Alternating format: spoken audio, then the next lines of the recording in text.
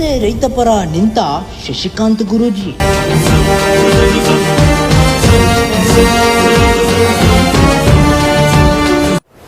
ಸಿಪಾಯಿ ದಂಗೆ ಓದಿದ್ದು ನನ್ ನೆನಪಾಗ್ತದೆ. ಇದು ರೈತ ದಂಗೆ ಅಂತ ಹೇಳಿಕ್ ಇಚ್ಛಾ ಪಡ್ತಿದ್ದೀನಿ.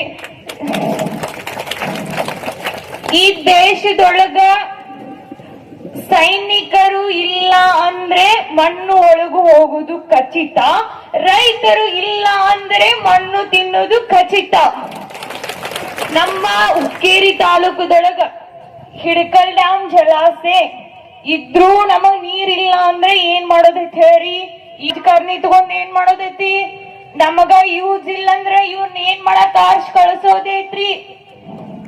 ನೀವ ಓಟ್ ಹಾಕಿದೇರಿ, ನಾ ಅಂತ ಹಾಕಿಲ್ಲ.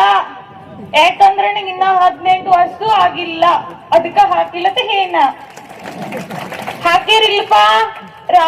ರಾತ್ರಿ ಕೊಳ ಚಂದಿಲ್ಲ, ದೀಪ್ ಬಂದಿಲ್ಲ, ಜಿಕ್ಕೋದ್ ಬಂದ್ 1000 ರೂಪಾಯಿ ಕೊಟ್ಟ ನಿಮಗ್ ಯಾವ್ದೋ ದೇವರ ಗ್ರಾಮದ ಬಂಡರ್ ಹಚ್ಚ ನಿಮಗ್ ಓಟ್ ಹಾಕಕ್ ಹಚ್ಚಾರಿಲ್ಲ. ಅದಕ್ಕ ನಾ ಏನ್ ಹೇಳ್ತಾನೋ, ಅವ್ರ ಲಂಚ ತಗೊಂಡ್ ನೀವು ಇಲ್ಲಿ ಕೂತಿದ್ದೀರಪ್ಪ ಅಂದ್ರೆ ರೋಡ್ ಮೇಲೆ ನಿಮ್ಮನ್ನ ಅವ್ರ ಕುಣ್ಸಿದಾರು. ಮಾಡಕ್ ಆಗ್ಲಿಲ್ಲ ಅಂದ್ರೆ ಏನ್ ಮಾಡೋದು?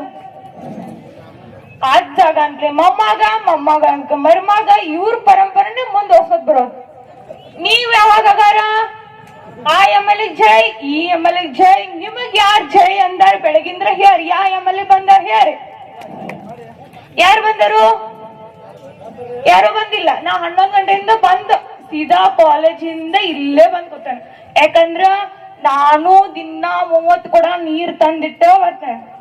ಯಾಕ ನಮ್ಮೂನು ದನಗೊಳ್ದವ. ನಾನು ಒಬ್ಳು ರೈತನ ಮಗಳಂತ ಹೆಮ್ಮೆಯಿಂದ ಹೇಳ್ಕೊತೀನಿ. ಅದಕ್ಕ ನಾ ಹೇಳ್ತೇನೋ, ಯಾರ್ ಲಂಚ ಯಾರ್ ರೊಕ್ಕ ತಗೊಳಕ್ ಹೋಗ್ಬೇಡ್ರಿ.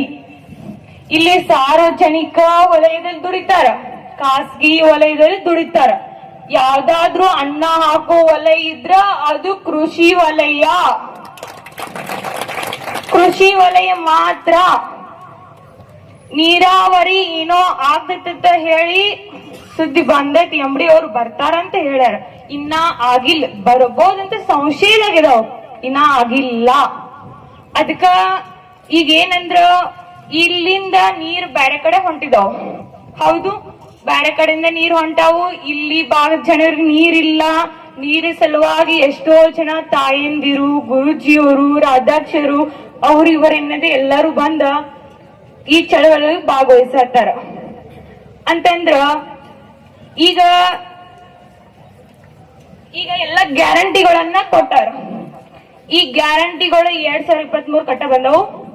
ಮುಂಚೆ 1907 ನಾಲ್ವಡಿ ಕೃಷ್ಣರಾಜ ಒಡೆಯರು ಮಂಡ್ಯ ಮತ್ತು ಮೈಸೂರು ಭಾಗದ ಆ ಕಡೆ ನೀರಾವರಿ ಮಾಡ್ಯಾರ. ಬೆಳಗುಳದ ಕಾವೇರಿ ನದಿಗೆ ಅಣೆಕಟ್ಟೆಯನ್ನು ಕಟ್ತಾರ. ಅಲ್ಲಿ ಬಹಳಷ್ಟು ಜನರಿಗೆ ನೀರಾವರಿಯನ್ನು ಅವಕಾಶನ ಕಲ್ಪಿಸಿದಾರೆ. ಅಲ್ಲಿನ ಜನಾನ ಏನ್ ಮಾಡ್ತಾರಂದ್ರ ಜಗಲಿ ಮಾಲಿಟ್ ಪೂಂಜಿ ಮಾಡ್ತಾರಂತ ನಾಲ್ವಡಿ ಕೃಷ್ಣರಾಜರನ್ನೆಲ್ಲ ನಾ ಕೇಳಿದೀನಿ. ಇಲ್ಲಿ ಜನರನ್ನ ಎಲ್ಲಿ ಪೂಂಜಿ ಮಾಡ್ಯಾರ ಅಂದ್ರೆ ನಿಮ್ ಮನಿ ಹಿತ್ಲಾಕ್ ಪೂಂಜಿ ಮಾಡ್ರ. ನಾ ಬೇಯ ಉದ್ದೇಶ ಪೂರ್ವಕವಾಗಿಲ್ಲ, ಆ ರೀತಿ ಪರಿಸ್ಥಿತಿ ಐತಿ. ನಿಮ್ಮನ ಕಷ್ಟಕ್ಕ ಇಲ್ಲಿ ಯಾರು ಸ್ಪಂದಿಸಂತಿಲ್ಲ ಅಂದ್ರೆ ನೀವ ಆರ್ಸ್ ಕರ್ಸಿರ್ಲಿ 1000 ರೂಪಾಯಿ ನೋಟ್ ನೋಡಿಲ್ಲ ನೀವು? 2023 MLA ಎಲೆಕ್ಷನ್ ಬಾದ್, 2024 MP ಎಲೆಕ್ಷನ್ ಬಾದ್, 2025 KB ಎಲೆಕ್ಷನ್ ಬಾದ್, ಆಮೇಲೆ 2026 ಒಂದ್ ಬರ್ತೈತಿ, ಗ್ರಾಮ ಪಂಚಾಯತಿ ಬರ್ತೈತಿ, ಮತ್ ಹೊಳೆ ರಿಪೀಟ್ ಆಗೋದ್ ಬರ್ತಾವ. ಹೌದು, ಅವ ರಿಪೀಟ್ ಆಗತ್ತಾವು. ಅವ ಎಲ್ಲಾ ನಡೆಯಕತ್ತಂದ್ರ ನೀವು ಯಾವಾಗ ಶಾಣ್ಯಾರಗಾರ, ನಿಮಗ್ ಯಾವಾಗ ತಿಳುವಳಿಕೆ ಬರೋದಾ? ನಾನ್ ಕೇಳಾತ ನಿಮ್ಮನ್ನ, ನೀವು ಶಾಣ್ಯಾರ ಆಗ್ಬೇಕಂದ್ರ, ನೀವು ತಿಳುವಳಿಕೆ ಬರ್ಬೇಕಂದ್ರ ಆ ರಾಜಕಾರಣಿ ಮಂದಿನ ಬಿಡ್ರಿ. ಅವ್ರವ್ರ ನಾಳೆಲ್ಲ ಒಂದಾಗ್ತಾರ, ಅವ್ರವ್ರ ಮನಿಗ್ ಹೋಗ್ತಾರ. ಆದ್ರ ನೀವು ಕೆಟ್ಟಾಗಿದ್ದೀರಿ. ನಾ ಆ ಪರ, ಈ ಪಕ್ಷದ ಪರ, ಆ ಪಕ್ಷದ ಪರ ಅಂತ ಹೇಳಿ ಅವರು ಏನ್ ಮಾಡಕ ನೀವು ಓಡಾಡಕತ್ತಿದ್ದೀರಿ. ಆದ್ರೆ ನಾಳೆ ಅವರೆಲ್ಲ ನೀವ ಕೆಟ್ಟ ಆಗೋರು. ಎಷ್ಟೋ ಜನ ಮಾತು ಬಿಟ್ಟಿದ್ದೀರಿ, ಆ ಪಕ್ಷದವ ಈ ಪಕ್ಷದವ ಅಂತ ಹೇಳಿ. ಅದಕ್ಕ ನಾನು ಹೇಳ್ತೀನಿ, ಅದಕ್ಕ ನಾ ಹೇಳ್ತೀನಿ, ಎಲ್ಲಾರು ಒಂದ ಇದಾರ ಅವ್ರು. ನೀವು ಮೊದಲು ಒಂದಾಗಕ್ ಹೋಗ್ರಿ. ಅವ್ರೆಲ್ಲಾರು ಮನೆ ಬಂದ್ ಕಾಲ್ ಬಿದ್ದಾರು, ನೀವು ಕಾಲ್ ಬೀಳಾಗಿದ್ದೀರಿ.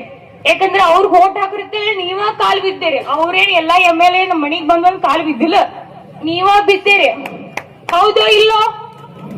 ನೀವ ಬಿದ್ದೀರಿಲ್ಲ ಮನೆ ಬಂದ. ಓಟ್ ಹಾಕಿರ್ತೆ ನೀವ ಹೇಳಿದಾರ, ಹಾಕ್ಸಿದಾರ ನೀವ, ಅವ್ರ ಜೈಕಾರ ಹಾಕಿದವ್ರು ನೀವ, ಎಲ್ಲಾ ಮಾಡಿದವ್ರೆಲ್ಲ ನೀವ. ಮತ್ ಇಲ್ಲಿ ನಿಮ್ಮನ್ನ ತಂದು ಕುಣಿಸಿದಾರ ಯಾರ? MLAಗಳು. ಅದಕ್ಕ ಹೇಳ್ತೀನಿ, ಬಹಳಷ್ಟು ಸಮಯದ ಅಭಾವ ಬಾಳ ಐತಿ. ಅದಕ್ಕಾಗಿ ಎಲ್ಲ ರೈತ ಬಾಂಧವರಿಗೆ ನನ್ನ ಜೈಕಾರವನ್ನ ಹಾಕ್ತಿದ್ದೀನಿ. ಎಲ್ಲ ರೈತ ಬಾಂಧವರಿಗೆ